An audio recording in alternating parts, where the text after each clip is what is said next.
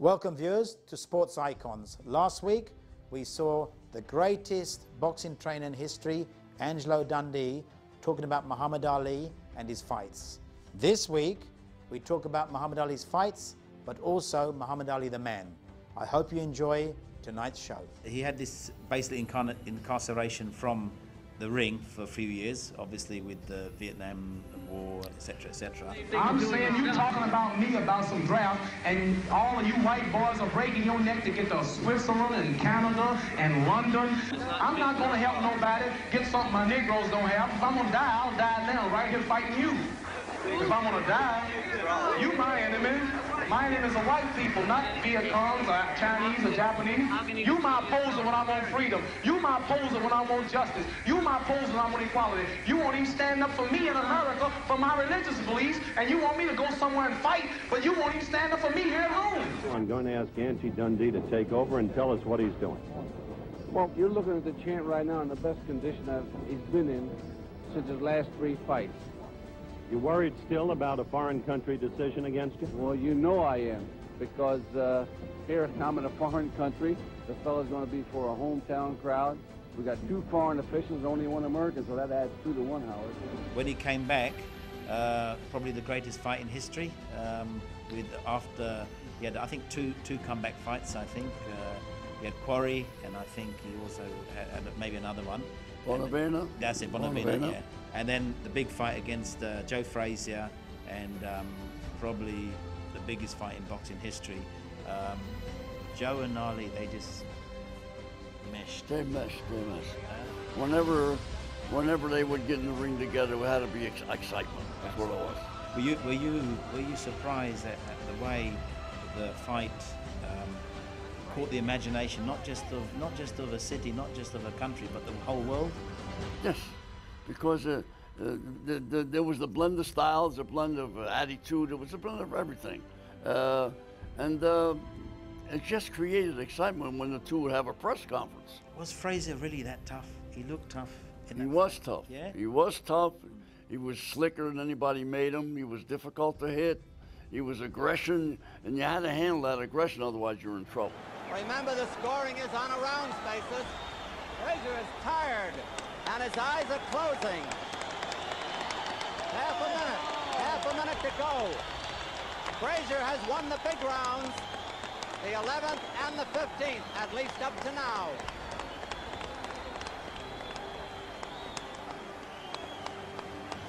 Frazier has the man in the corner.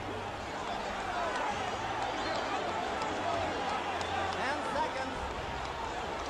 5 seconds. We'll have an interview with the winner and maybe with the loser. There it is. He lost the title to Frazier, and then Foreman picked up the title, and Foreman was looking absolutely awesome. Awesome. Scary. Down goes Frazier! Down goes Frazier! Down goes Frazier! The heavyweight champion is taking the mandatory 8 count, and Foreman is as poised as can be. I saw the fight when I was a tiny kid, and I saw the fight just recently again on video, and I don't know about you, but Foreman was punching the heavy bag, and I don't know whether you saw the heavy bag. It had a big dip in it. Dip in it, yeah. Was that scary for you? No, that was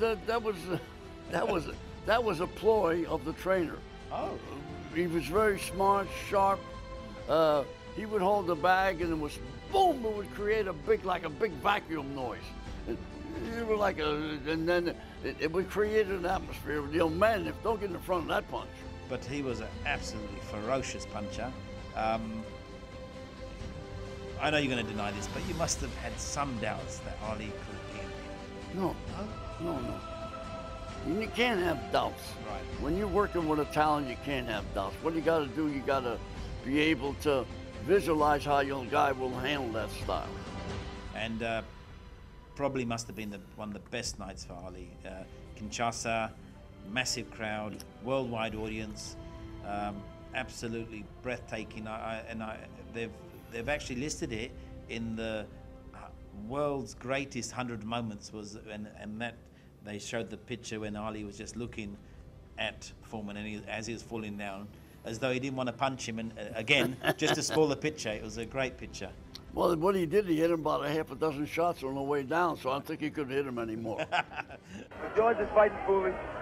Here we go, the bell sounds, round number 8, and an even fight here, live via satellite, a video techniques presentation worldwide. Ali working to the head of George Foreman. Ali scores again with a light left hand. That time a straight left, bounces the head back of Foreman. A quick short jab with the right hand, bounces the head around of Foreman. Foreman looking to deliver the real heavy blows. Now he's bouncing better. Almost falls out of the ring. Ali left that punch, twisted his body to the side, and the left hand went kind of over the shoulder. Ali pins him over. Zach Clayton right on the spot, the referee, chairman of the Pennsylvania State Boxing Commission.